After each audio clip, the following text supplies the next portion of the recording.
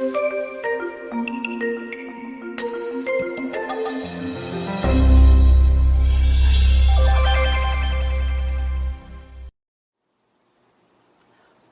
5:11.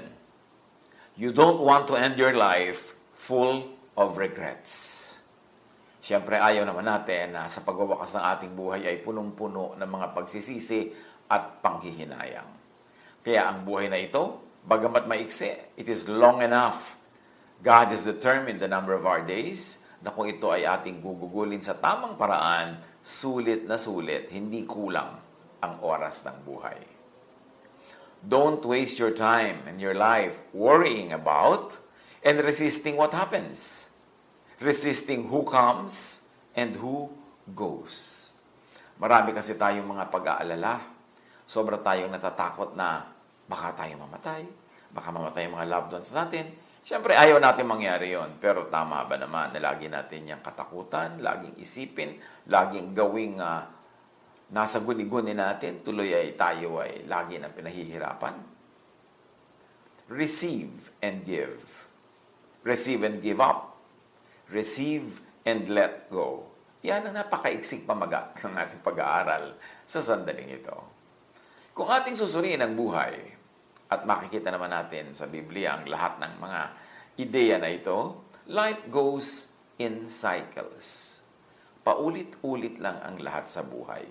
Sa buhay ng isang nilalang at buhay ng buong sangsinukob, ang lahat ay paulit-ulit lang in micro and macro ways.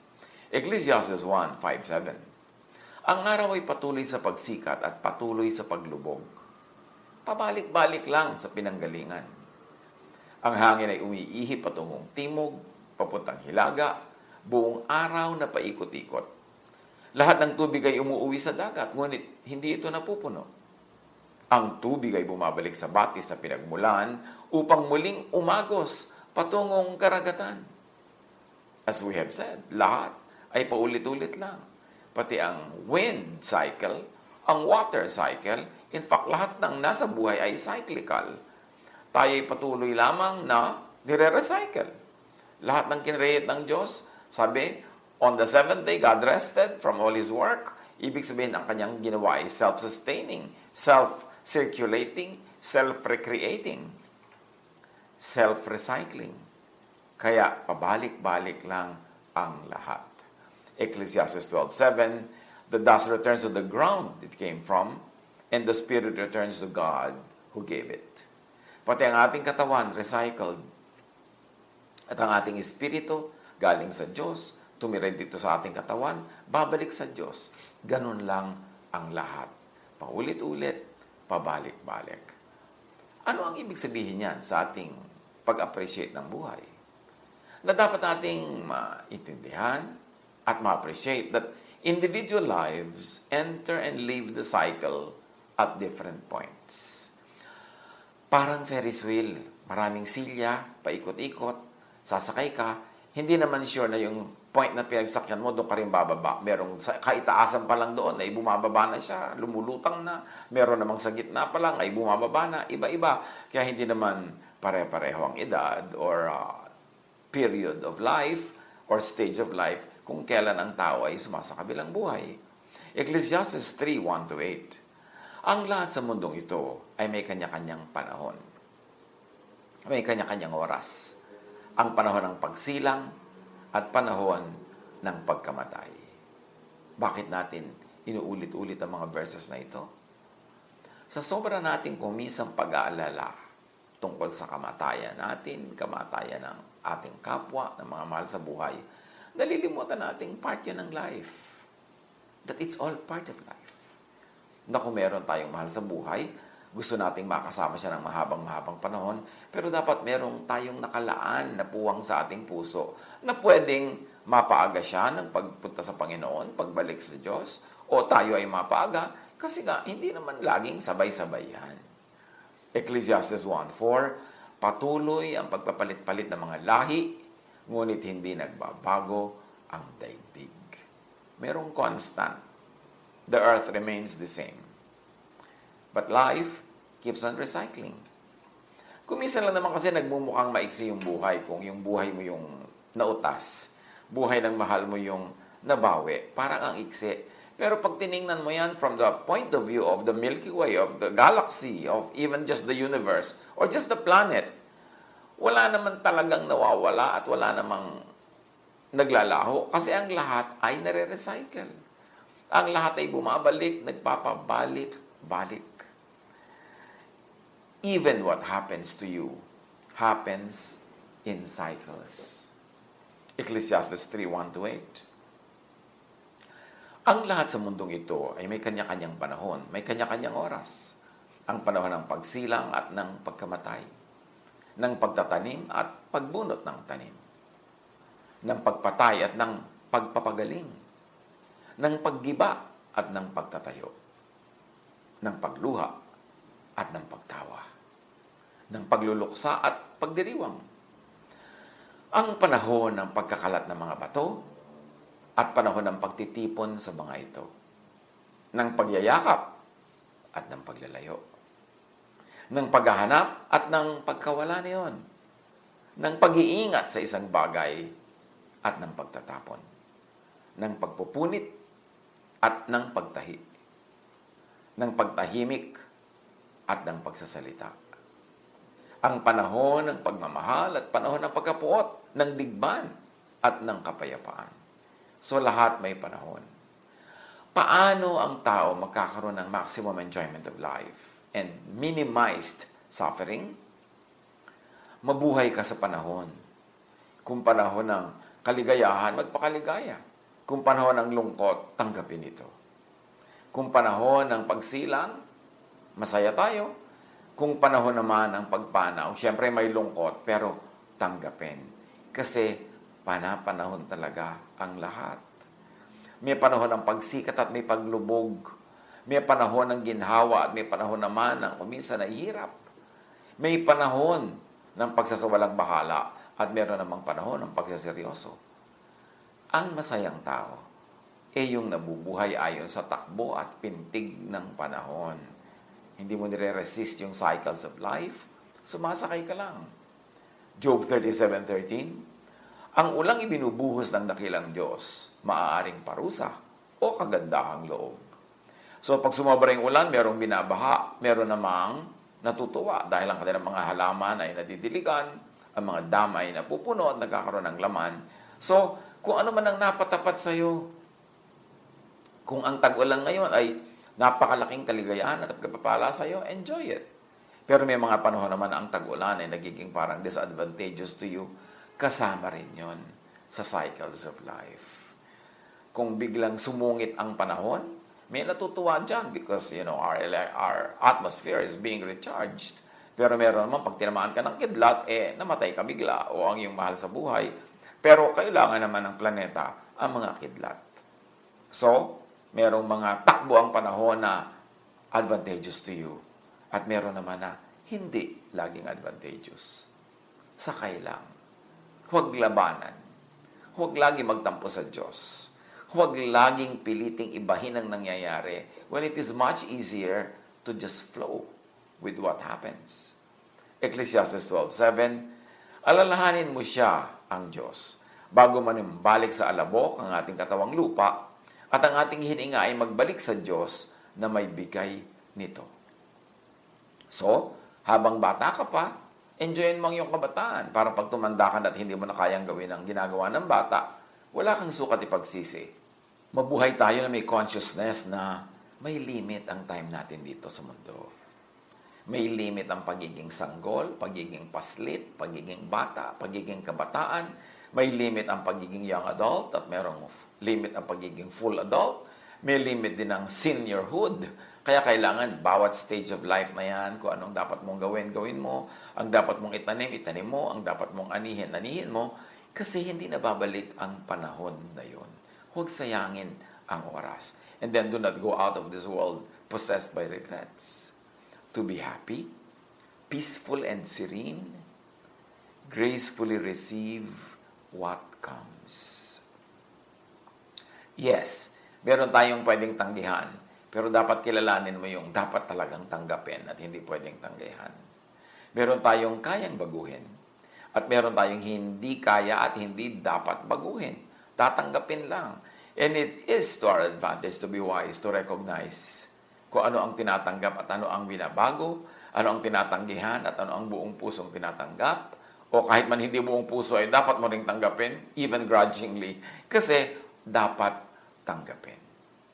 Masaya ang taong hindi nakikipagtunggali sa takbo ng agos, hindi lumalaban sa alon o sa ihip ng hangin. Kasi mas dumadali ang paglalakbay niya sa mundong ito. Isaiah 45:9, ang palayok ba ay makakatutol sa gumawa sa kanya? Maitatanong ba ng putik sa magpapalayok kung ano ang ginagawa nito? Masasabi ba ng palayok na hindi sanay ang gumawa sa kanya? Of course, the obvious answer is no. We are just the clay in the potter's hand. Hayaan natin ang may likha ang masunod. Ang lahat ng ginagawa niya ay tama, whether we agree or not. Ang lahat ng ginagawa niya ang pinakamabuti, kahit at some moments we don't think na nakakabuti sa atin. Pero remember, hindi lang tayo ang tao sa planeta. Ang dami. Kaya kung minsan sa ikabubuti ng iba, ikaw naman itong ngayong nagpaparaya, ikaw yung hindi nabibigyan ng priority, kasi alam nga namang lahat sabay-sabay. May panahon na ikaw yung magbibigay daan at iba naman yung dumadaan ng buong luwag at buong laya. Ecclesiastes 7:14, maggalak ka kung mainam ang takbo ng lahat ng bagay. Sa panahon ng kahirapan, isipin mong parehong ipinadadala ng Diyos ang kaligayahan at kahirapan. Sino ang nakakaalam kung ano ang mangyayari bukas? So matuwa ka daw kung maganda ang takbo ng lahat. At kung hindi naman kagandahan, tiisin mo. Lilipas din yan. Kasi ang lahat ng nagaganap ay ipinadadala ng Panginoon, whether it is willful or it is allowed by natural law. Halimbawa, nagkakasakit ang isang tao, pinadalhan ka ba ng sakit? Siyempre, hindi naman sasabihin ng Diyos, bigyan natin ng sakit ngayon si Kulas o si Kulasa. Pero kung ikaw ay nagpabaya sa iyong katawan, nagkasakit ka, sumunod ang iyong katawan sa natural law. O kaya, hindi ka nagpabaya, ingat-ingat mo. May tinatawag naman si Solomon na time and chance happens to all. Sabi niya, merong paminsan-minsay dinarat na ng malas. Talagang hindi yung inaasahan ang nangyari. At kabalintunaan, kabaligtaran ng pinaghandaan yun ang naganap. Meron din daw talagang ganon. So let's leave space in our hearts and minds para sa tinatawag ni Solomon na time and chance. Huwag sisihin ng Diyos. Kasama yan sa takbo ng buhay kahit hindi natin lubos na nauunawa. Tanggapin ang dapat tanggapin para huwag tayong makipagbuno sa ating sariling buhay. Ecclesiastes 11:9, magdala ka binata sa panahon na iyong kabataan, gawin mo ang gusto mo at lahat ng kakakit-akit sa paningin mo. Ngunit tandaan mong ang lahat ng ito ay iyong ipagsusulit sa Diyos.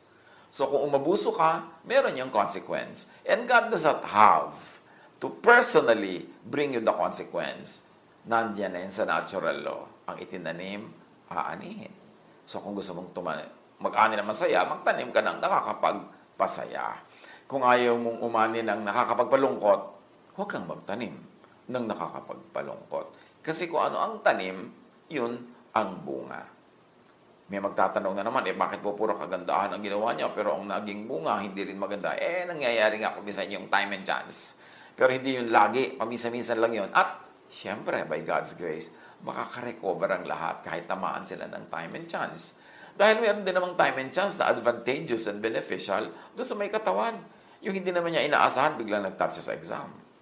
Yung ang pabayaan niya sa katawan, pero biglang malusog pa rin ang ending niya. May ganun pa rin. So, hindi mo alam. Kaya sabi, hindi daw natin alam kung ano mangyayari bukas. We really don't know kung ano magiging bunga ng mga ginagawa natin. Pero syempre, ang itanim mo na yung maganda para if nature would take its course, maganda ang iyong aanihin. Ang gawin na lagi, yung tama. Kasi hindi naman pwedeng gawa ka ng tama, tapos puro mali ang magiging bunga noon. Pero, syempre, pag puro mali ang ginagawa mo, chances are, maraming maling mangyayari sa iyong buhay. Gawin daw ang kagustuhan, yung kaakit-akit, huwag puro pagpipigil. Huwag natin laging pigilin natin sarili at huwag natin laging pigilin natin kapwa. Kasi minsan lang sila maging bata. Marami naman kasi mga magulang, gusto nila yung bata, ang behavior pang matanda. Kahit sa churches, ang dami-daming churches na yung youth, may youth activity, pero ang lahat ng kilos, lahat ng gagawin, lahat ng methods, pang matanda. Kaya dapat din nating igalang kung ano yung edad ng tao kasi sa edad na yon nagtakda ang Diyos ng mga mai-enjoy niya na hindi na niya pwedeng ma-enjoy sa ibang age bracket. So huwag sayangin ang panahon, enjoy what can be enjoyed at every period and bracket of life at itanim ang dapat itanim para anihin ang dapat anihin. To be happy, peaceful and serene, gracefully receive what comes, flow with what flows. John 14:27, do not let your hearts be troubled and do not be afraid. Go with the flow. Kumbaga sabi nga nila, chill ka lang, relax ka lang. Kasi without your assistance, the entire universe will unfold. What will happen, will happen. At kahit pigilin mo yan with all your strength, what is supposed to happen will still happen. Ecclesiastes 5:18, ito ang isang mabuting bagay na aking nakita. Nararapat lamang na kumain, uminom, at pakinabangan ng isang tao ang bunga ng kanyang pinagpaguran sa mundong ito. Sa maikling panahong ibinigay sa kanya ng Diyos, ito ang ating bahagi. So, enjoyin mo ang lahat ng pwedeng enjoyin. Hanggang hindi mo yan ninanakaw, hanggang hindi mo yan ginagawa ng masama para mapasayo. Huwag kang mag-guilty na nag-enjoy ka. Hindi ka kinreate ng Diyos para magdusa. You are created to enjoy life. And that is evident in our body. Tingnan mo lang ang ating mga nerves and nerve endings, kung saan-saan nandun yung nerve endings that were designed for enjoyment. Sa dila natin, napakaraming nerves to enjoy taste. Sa skin natin, napakaraming nerves to enjoy the atmosphere, temperatures, textures. Napakaraming enjoyment. Kaya binigyan tayo ng Diyos ng senses para mag-register sa atin yung enjoyment na yun at ma-enjoy.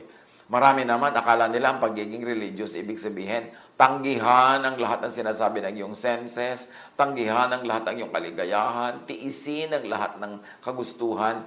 That is not what Jesus said, and that is not what Jesus exemplified in His life. Remember that the first miracle of Jesus was to make wine, to extend the enjoyment of a wedding reception. Remember that Jesus healed diseases so that people could enjoy their lives. Remember that Jesus set people free from all the laws that made life very hard, very difficult, very harsh. Kasi ang gusto talaga ng Diyos sa atin ay mag-enjoy. Kaya in Jesus, the fullness of the deity lived in bodily form. That all the kindness and goodness of God was expressed in the life, ministry, and examples of Jesus. Doon pa lang malalaman natin na ang gusto ng Diyos na lumikha sa atin, ma-enjoy natin itong pahiram na panahon, pahiram na buhay dito sa balat ng lupa. Job 33:28, God has delivered me from going down to the pit, and I shall live to enjoy the light of life. So, hindi pa daw siya talaga hinayaang mapunta sa kabilang buhay, so enjoyin pa niya muna ang buhay na ito. Ecclesiastes 3:12, alam kong walang pinakamabuti sa tao kundi magpakaligaya at gawin ang pinakamabuti habang siya'y nabubuhay. So, hindi lang ito pagpapakaligaya, selfishness, kundi gawa din ang pinakamabuti para sa lahat, para sa kapwa, at para rin sa sarili. Ang tunay na godliness ay hindi kabutihan lang sa kapwa at pagpapakasakit sa sarili at pagtitiis.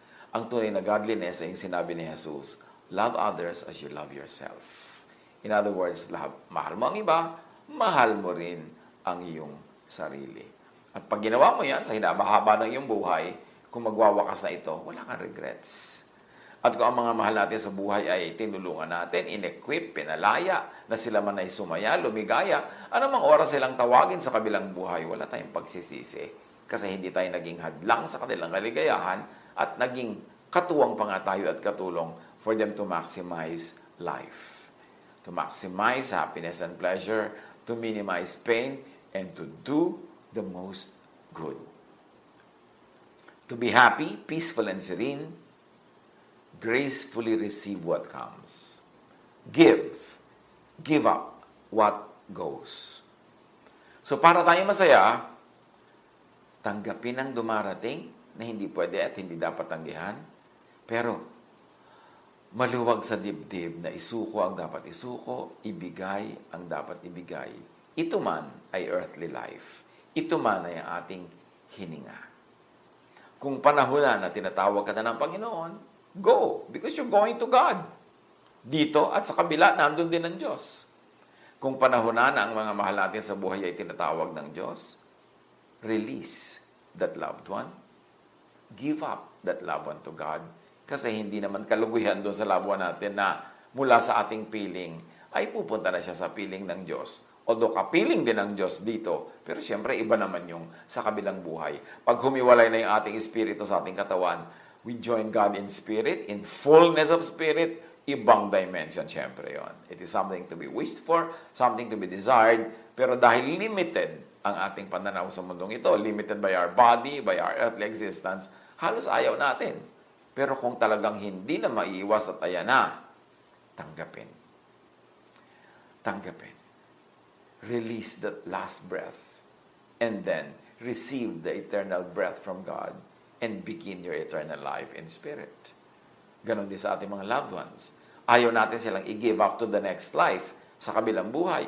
Talagang inilalaban natin, ginagamot, inaalagaan, ipinapanalangin. Pero kung talagang nando na sa kahuli-hulihang yugto at kailangan na talagang siya ay pumunta sa kabilang buhay, luwagan natin ang ating loob at i-release natin to God ang ating mga minamahal sa buhay. Huwag nating piliting hilahin at pigilin kung sa Diyos naman pupunta. So give and give up what goes. Kay buhay yan, kay bagay, kay tao, pag talagang paalis na sa ating buhay, pawalan. Nakakapagod humawak, magpigil sa isang papaalis talaga at hindi naman napipigil o hindi papipigil.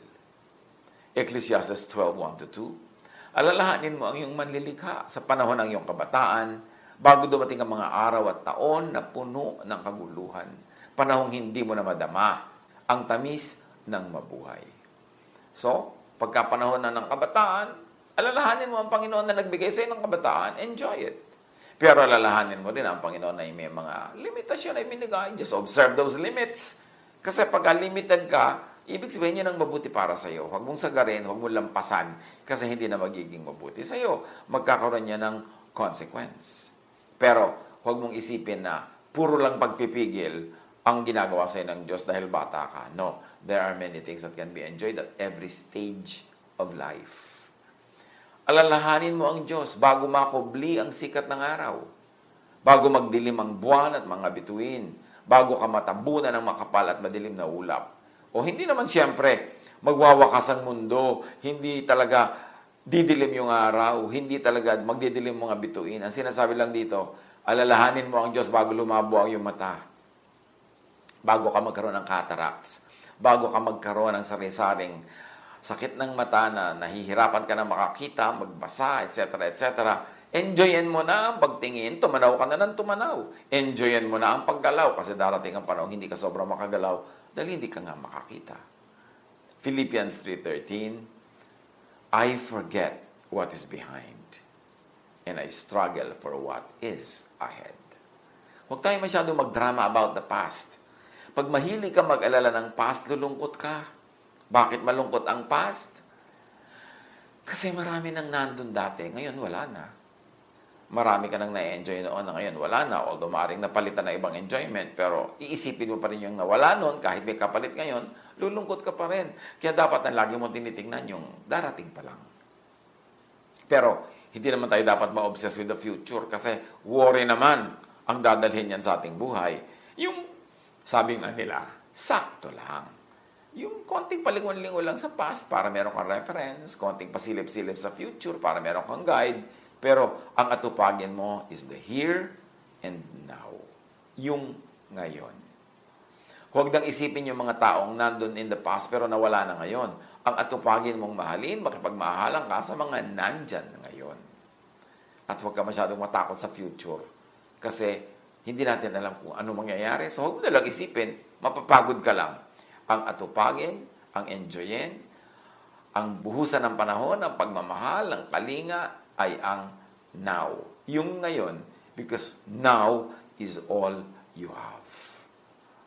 Ephesians 5:16-17. Make every minute count. Don't be stupid. Instead, find out what the Lord wants you to do. Huwag tayo magsayang ng oras sa pagsisisi. Yung nangyari na. Yung nabasag na. Kahit ano pang gawin mo, basag na yon. Yung nasira. May kapalit naman lahat eh. Because for every death, there is a rebirth. For every loss, there is gain. Because the universe runs in perfect balance. Wala talagang tunay na loss. Because every loss is replaced by a new gain. Or every loss is just a correction of what you have overgained. So nagkakabalance ka lang pagka may loss. Huwag masyadong dramahan ang buhay. James 5:13, is anyone among you in trouble? Let them pray. Is anyone happy? Let them sing songs of praise. Yun ang ating gawin sa buhay. Okay, meron ka mga suliranin, may mga hardships, may mga challenges, pray. Pero masaya ka ba? Express it. Sing songs of praise and make other people happy too. Lalo sa mga panahon ngayon, ang mga tao nagiging mas sentimental kasi mas maraming oras magsentimiento. Mas maraming free time yung mga nasa bahay lamang. Mas maraming oras para gugulin sa tama, pero pwede mo rin itong gugulin sa mali. Harapin, sulitin ang panahon.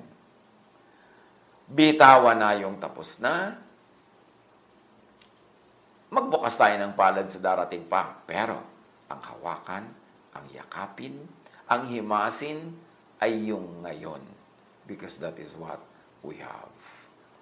Live with this consciousness that this minute will never happen again. This day will never come again. At pag lumampas yan, lampas na siya. So huwag nating palampasin ang opportunity to do good to others and to ourselves. To love and be loved. To plant so we can harvest. Do not problematize life. Do not problematize death. Bakit pwedeng hindi problemahin even death? Because God fills all space and all time. Kahit saan, kahit kailan, kahit paano, we are in God's presence. Nandito ka sa katawang ito, kasama mo ang Diyos. Umalis ang espiritu mo sa katawang ito, kasama mo pa rin ang Diyos. Lalo kang ang nalapit sa Diyos because God is spirit. And when you have become fully just a spirit without this body, di mas maraming mga avenues to be fully reunited with God. Kaya siguro walang anuman ang kamatayan sa may likha, sa Creator, kasi siya ay Recreator. Bakit hindi kailangan magluksa ng Diyos pag may taong namamatay? Kasi sa Kanya rin naman pumupunta yun. Ano ipagluluksa niya? Kasama niya kanina, kasama niya ngayon, kasama niya bukas. At pag naintindihan natin ito, mababawasan din ating pagluluksa. Mababawasan ating lungkot. Kasi nawala lang sa piling natin dito sa ating bodily existence yung sumakabilang buhay. Pero hindi naman siya nawala sa piling ng Diyos. In fact, what is so nice to anticipate is when we get released from this physical body that we rejoin all those who have gone before us. Merong advantage ang lahat ng situation. Truly, merong nakakalungkot. Pero anong mapapala mong i-dramatize ang lungkot? Lalo lang bibigat. So kung may lungkot, di malungkot. Pero huwag mo na i-dramatize, huwag mo nang damihan, huwag mo nang paramihin, huwag mo nang palakihin para lumampas na. Mag-focus tayo sa mabuti, sa mainam, sa maganda. Kasi lahat ng sitwasyon, mayroon ding ganon. Sa patuloy nating pagtahak sa landas na ito ng quarantine, sa patuloy nating pag-a-adjust sa mga sobrang naibang mga situation ng ating buhay dahil dito sa mga nagaganap sa kalusugan ng maraming tao sa buong daigdig, patuloy tayong humawak sa ating Panginoong Diyos. Na alam natin saan man tayo mapunta, nandun din siya. Ano man ang sitwasyon natin, nandun siya. Na ang tunay na nangyayari sa buhay natin, mukha lang may nawawala. Pero sa bawat nawawala, may kapalit. o ang nawawala ay pinapayagang mawala as correction sa mga paaring sumobra sa ating buhay para maging tama lang ang matira. Let's pray for wisdom to understand that. So we don't resist time. We don't resist the situation. We don't resist the going up and the going down of the tides. We don't resist the coming and blowing and going away of the wind. Even the births and deaths that happen around us. Part yan ng buhay. Nakikiisa tayo, patuloy lang tayo na kasama sa pag-inog ng buhay, sa cycles, sa recycles, sa creation at recreation. Basta sulitin ang panahon, love the most, get loved, do what you must, plant so you harvest, minimize pain, maximize pleasure and happiness, do the most good. And if you have to face your maker na, then face your maker. Release those that have to be released, whether they are things or people or ideas or dreams. Huwag makibaka sa daloy ng buhay. Go with the flow. God bless us all.